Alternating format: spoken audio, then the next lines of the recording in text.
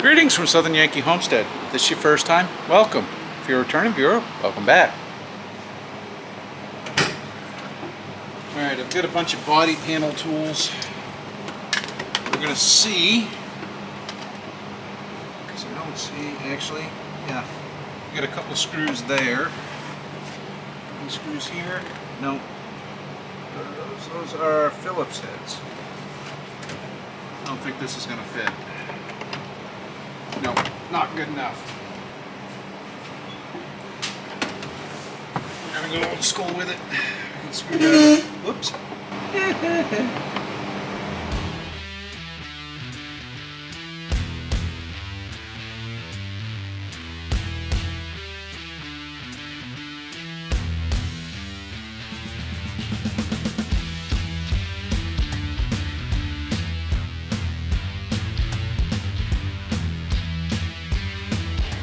To take a look at the stereo. See if we can recycle all this.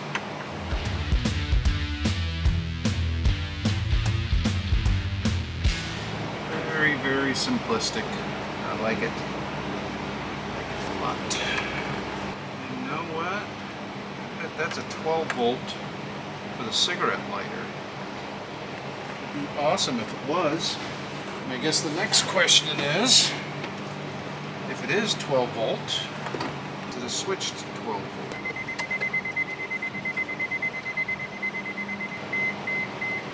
That's a switched 12 volt.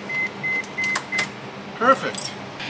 Let's go over to the bench and see if we can get our new stereo mounted up with this contraption here. I think I forgot to record. Old HID unit off. So here's the factory stereo with cup holder.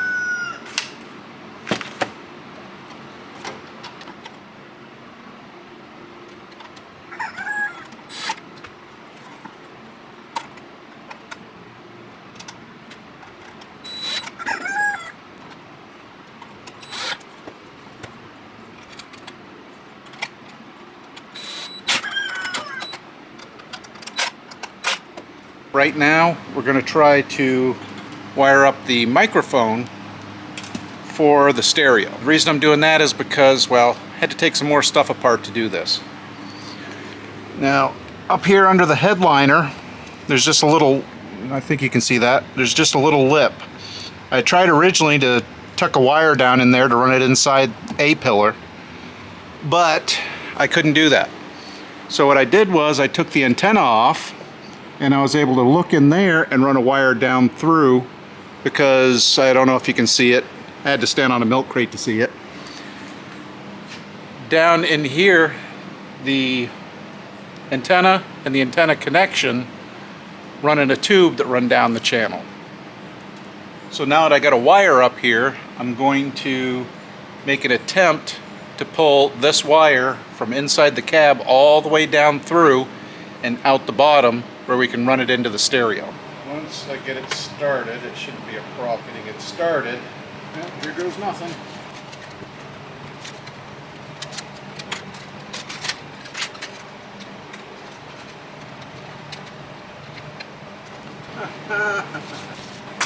And there we go.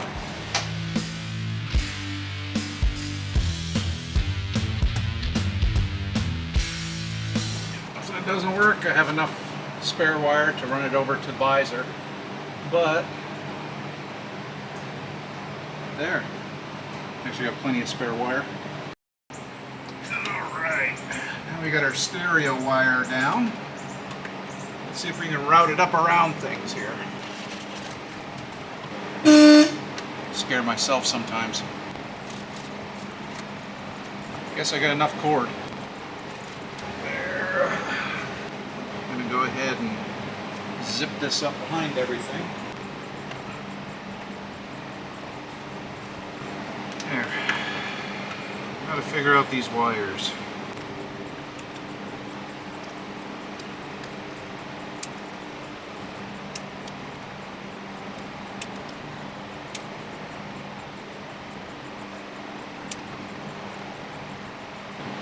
Great if I had some schematics to tell me what this what all these wires are. assuming that's ground. So unfortunately, we're not going to be able to use a standard splice type connector where we can make a pigtail harness, or what they call a custom wiring harness. Front right, white, black. Let's see. Brown not used, light blue, yellow to the steering wheel remote control adapter. Don't have it. Blue power antenna, blue white amp, blue white remote, orange white illumination, yellow battery, red ignition. So let's go to ohms. Alright, we don't have a ground on that wire. Explains why it's loud. Let's see if we can find a voltage here.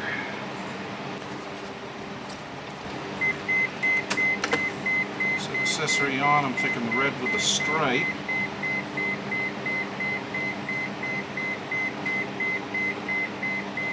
No?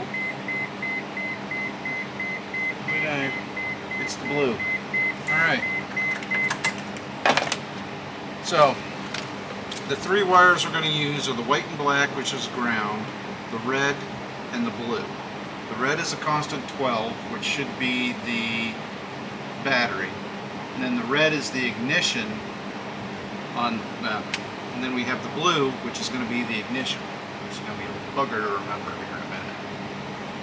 So, first thing we're going to do is we're going to modify our harness. So we know we need the red and yellow and red. We need these. The black, I think. Yep, the black is ground. We need that. And then we're going to need our front left and front right.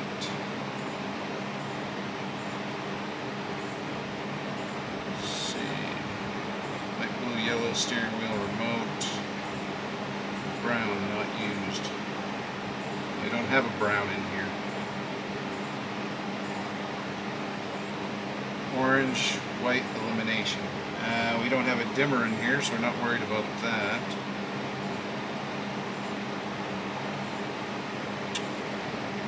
Black, ground. Gray, gray, black is front speaker right. Keep those. White, white, black, front speaker left. Keep those. And we're going to keep the orange one. And we're going to trim off all of these wires because we're not going to use them and they're just going to be in the way.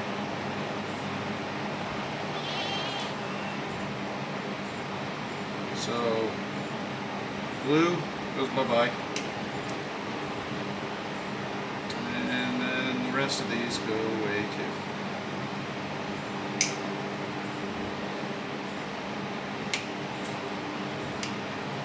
There.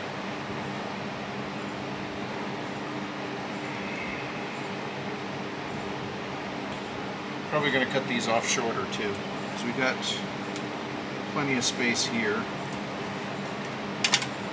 So let me write this down. Let's see, so we got solid red, red, 12, blue, ignition, white, brown. There. Alrighty then. I need to get some connectors and then we can start trimming and splicing in this harness. Now, to conserve space in here, electrically speaking, I took a bunch of these butt connectors and stripped all the plastic off.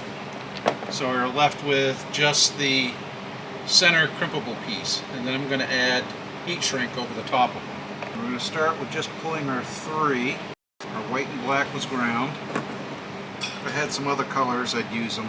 I don't.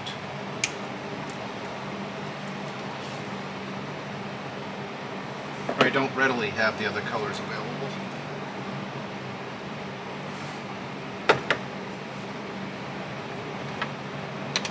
Let's change this one up a little. Let's put the what's on the floor. There. Now I got those. Just going to take these other 3 wires. It goes to God knows what. Throw that out. And I'm going to take about half of this. Alright.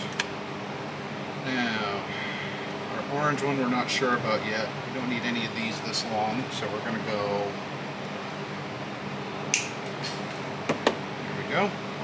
Now, according to my book, red is ignition. That should go to the blue wire. Alright, before I continue, we're going to see if I did this at all close to correctly.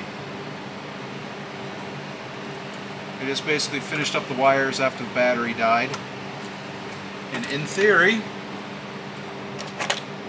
the magic key should make this go wee. Alright, let's see.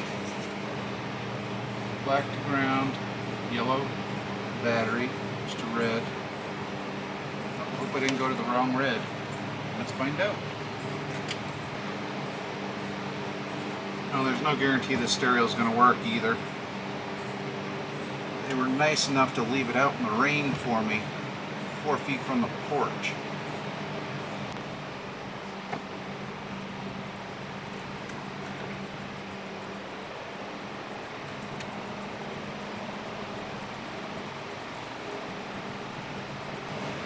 Alright, let's see how that did.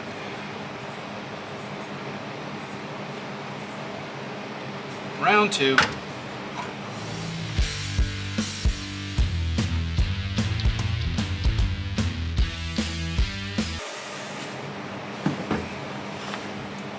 Alright, it took me a while because it's not in the best place, but I found a bad fuse. So, keys.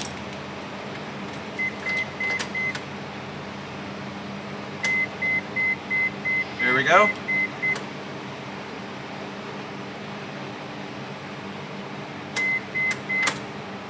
It is working.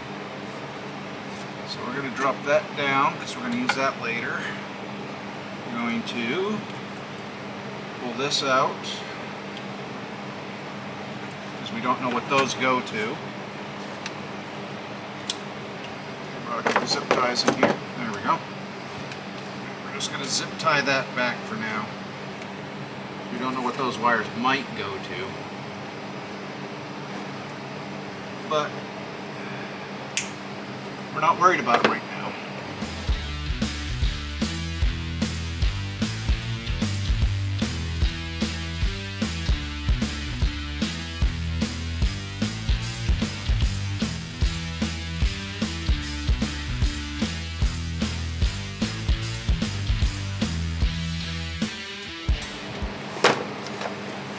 Now that we know it works, we're going to go ahead and seal our wires.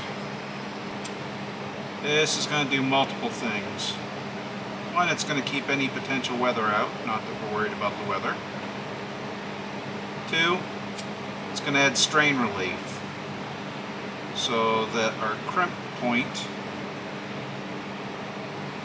isn't our weak point. That.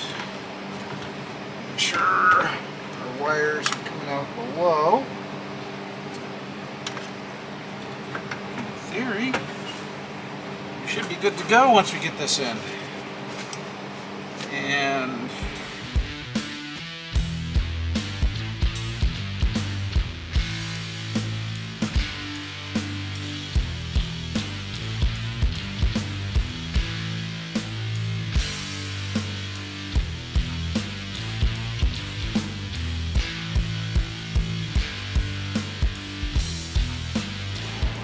there, it's a pretty good install. I like that.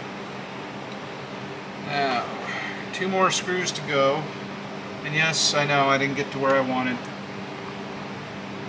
But it did take a minute to hit the horn again.